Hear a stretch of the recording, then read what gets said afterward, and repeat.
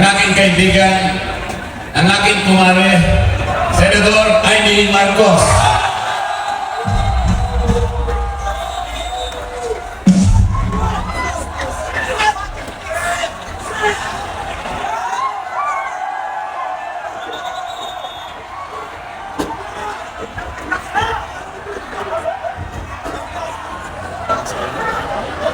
Magandang gabi po sa inyong lahat, mga mahal na kapatid. Ka-Israel, ka-Bien, ka-Erz, ka-Arnel, lahat ng ating minamahal na kapatid. Higit sa lahat ang classmate ko mula Congress hanggang Senado, Senador Manong Dante Marcoleta. Napakahirap po ang pumunta, tumayo, at magsalita sa inyong harapan. Pero noong paman, alam ko walang madali kapag ikaw ay Marcos. Nanginginig ako at ang aking boses, hindi dahil ako natatakot sa inyo, kundi dahil nalulungkot po ako. Ibang taong manhiling nyo sa gitna ng magsasalita ko, ako'y hihinto, hihinga dahil sa bigat ng aking kalooban. Pero hindi yan ang dapat kong ihingi ng paumanhin. Hindi yan ang kasalanan ko sa bayan na dapat ihingi ko ng tawad. Narito po ako dahil sa tawag ng Iglesia ni Cristo para sa transparency, accountability at justisya. At dahil sa tawag ng sarili kong konsensya, bilang senador, bilang kapatid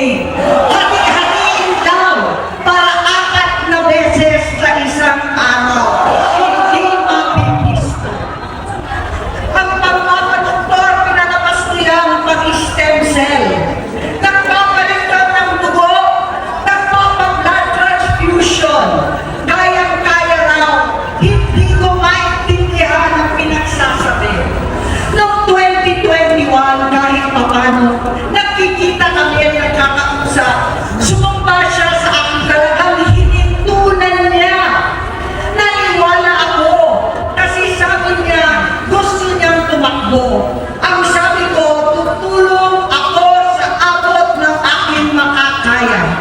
Ipinakilala ko si Bongbong kay Inday. Naging magkatandem sila. Pagkatapos noon ay biglang hindi na niya ako ulit kilala.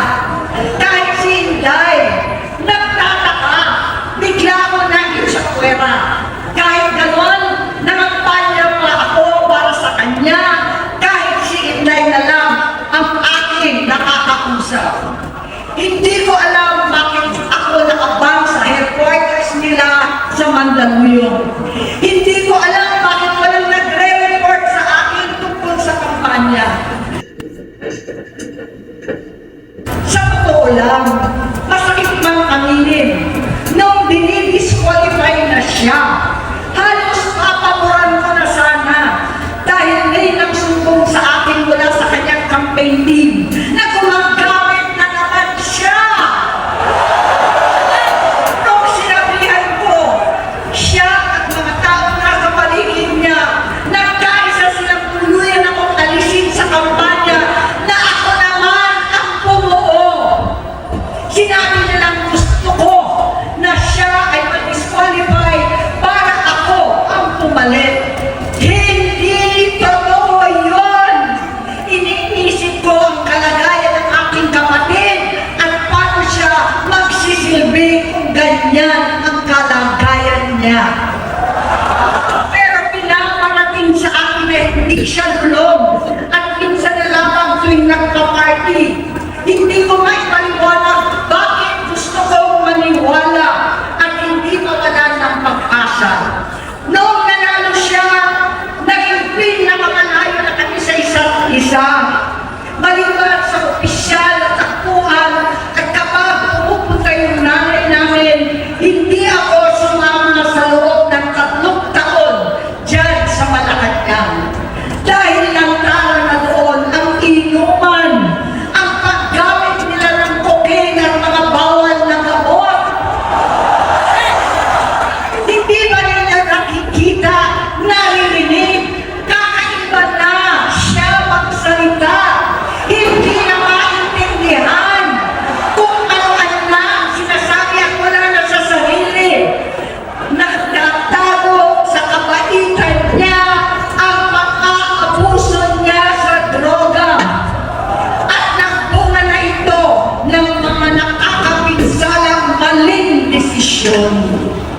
Hinayaan niyang kumilos ang mga nakatalikod sa kanya. Yung mga umaastang presidente habang nilululong siya ng mga ito. Hindi na kami nagkausap.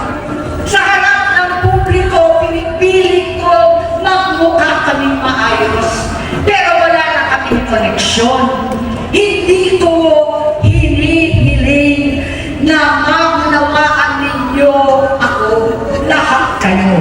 Sa palagay ko, ang makakaunawa lamang sa akin ay ang mga pamilya may pinagdaanan sa adiksyon, sa inom, sa sugal, sa alak, sa bisyo, higit sa lahat, sa droga. Pagkat hindi pa siya nakakasama buong aking loob na ipasok sa institusyon, ipagamot, iparehab ko na yan. Pero tuwing magkakaharap kami noon, hindi kaya ng aking kalooban na gawin yon. Tuwing magsasabi siya sa akin na magbabago na siya, hindi ko siya kayang iniisip. Hindi ko kayang ipagkain sa kanyang pagkakataon at pagbabakasakali, umaasa ako at laging nananalangin na sana, oo nga, nagbago na siya. Hanggang dumating ang 2024 at 2025, yung bisyo niya na ang dahilan ng pagbahak ng korupsyon, kawalang direksyon, at maling-maling mga desisyon. Walang accountability, wala nang hustisya. Hindi na niya alam ang nangyayari. Hindi na pinapaalam sa kanya ang mga pangyayari. Sinamantala ng mga ito pagka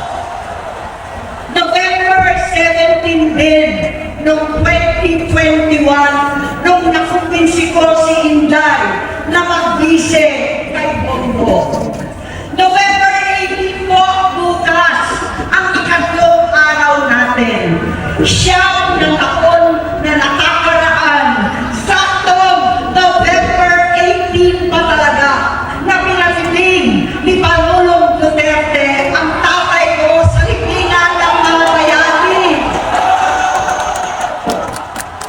Halo-halo na ang aking nararamdaman, pero alam ko ito ang dulo at hangganan ng aking pagtitiis at pananahimik. Hindi na tayo mananahimik! Dahil nalaman ko pati ang mga anak niya ay nagdodroga na. Pinasusuklaman ko pa ang pag-alok ng mag-inang si Sandro ng droga ang aking mga anak at iba pang mga kamag-anak. Yan ang hindi ko na mapapalabas. Sa loob ng halos 4 na dekada, wala akong ibang pinangarap kundi maipakita sa sambayanan na hindi kami masamang tao. Hindi masama ang pamilya Marcos. Gusto kong ibangon ang dangal ng aking ama. Sa pamamagitan ng nagpagtatrabaho para sa bayan, sinikap kong maging mabuting gobernador, tinatawan, senador. Hindi ako halos nagpapahinga para makapag-iwan sana ng legasiya na kapag sinabing Marcos, nabawi na namin ang tingin sa nakaraan. Ngunit sa kagustuhan kong maging responsableng anak, matupad ang pangako ko sa aking ama, nabigo ako maging mabuting kapatid. Naging mahina ako kay Bongbong sa kapulisan at sundalo sa lahat ng mga leader at tagapagpatupad ng batas. Siya ang Pangulo natin ngayon. Sinabi ko kung anong kalagayan niya ngayon. Tulungan niyo ako mapabuti ang kanyang kalagayan. Tulungan niyo ako matulungan siya. Hindi niya ako kalaban. Ang kalaban niya ay ang sarili niya. At nadadamay ang bansa sa laban na yan.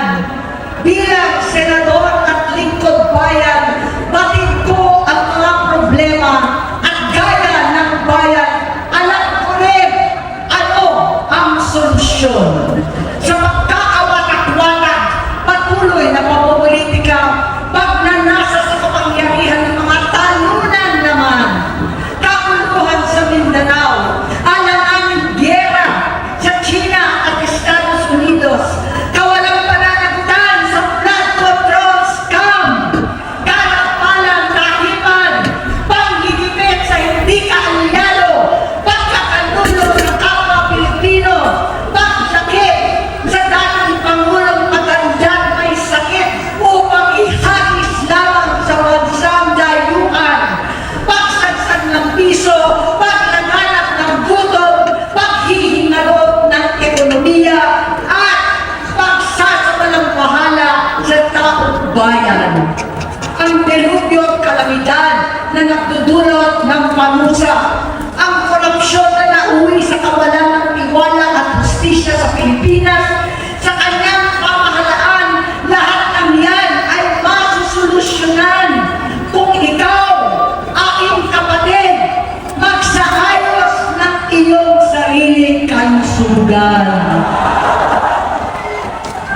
Kapag humupa ang ingay sa politika, kapag umuwi na kami sa aming pamilya, hindi bilang senador, kundi bilang ate, bilang si Manang Aimee ni Bonget, kaya ito sasabihin sa harap ng taong bayan, sa harap ninyong lahat at sa harap ni Bongbong.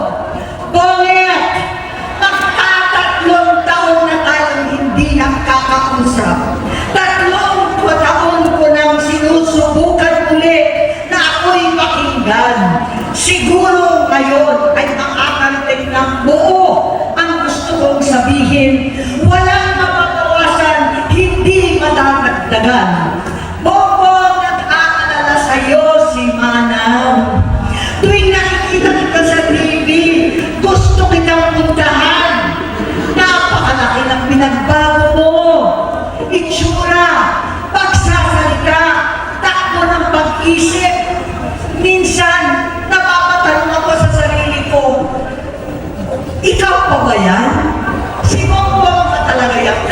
makita ako. Pero ako, aling ko, ako pa rin ito. Ako pa rin ang ating noon at ngayong ama't ina sa inyo sa ibang bansa. Ang kasama nyo sa sumubok na sanggahin lahat ng sakit para sa iyo. Ang kapatid mo na hindi ko kailangan hingan ng tawad dahil agad ka nang iniintindi at tatanggapin dahil mahal kita. Nasa Bagong Tipan, kay Lucas, Kapitulo 17, versikulo 3 hanggang 4. Kung magkasala ang iyong kapatid, sawayin mo siya. At kung siya'y magsisi, patawarin mo siya.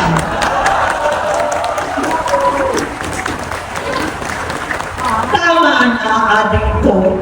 Tapusin mo na ang paghihirap mo at ng bayan.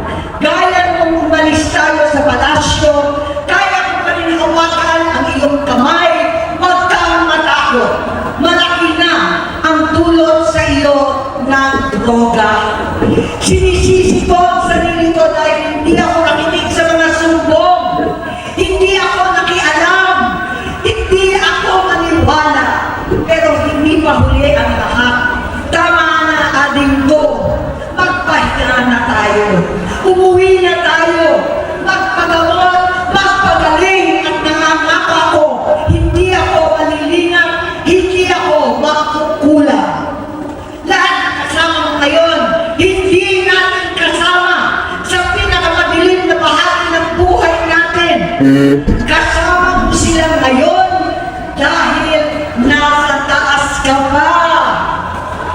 Ako at ang ating mga tunay na kapatid dito sa Luneta ang kasama mo kahit magdilim ulit ang lahat. Talikuran mo ang iniisip at ipinupulong lang ang misyon. Unahin na natin ang kalusugan mo dahil sa adiksyon nabigyan mo ng malubhang karamdaman ang buong bansang Pilipino. Matatanda na tayo, sakitan na si Mami, alagaan na lang natin ang isa't isa.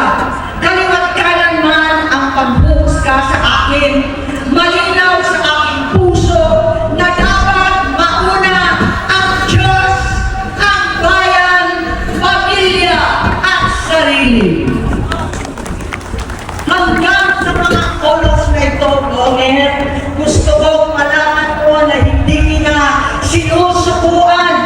Hindi ko kakayanin kung mapapahamak ka. Kaya hinihingi ko na tayo'y umuwi na, mamahinga, alam sa iyong kalusugan. Kaya ko mabigo at mawala sa iyo ang posisyon, pero hindi ko kayang mawala ka sa amin. Ayusin mo ang sarili mo. Magpagamot, alisin ang droga sa iyong sistema. Wala akong ibang gusto kundi gumaling ka, malagpasan natin ito muli. Dahil wala akong ibang hinahangad bilang ate, kundi maging masaya ka, maging ligtas sa panganib, malusog, matagumpay sa buhay. Itama ang mali, labanan ang adiksyon, at ako hindi kailanman aalis sa iyong tabi. Susuporta at hindi titigil manalangin kasama ninyo dito sa Luneta at sa buong mundo. Dahil iyon naman ang tungkulin at ibig sabihin ng salitang kapatid, kapatid, mabuhay kayo, kapatid. Maraming salamat po.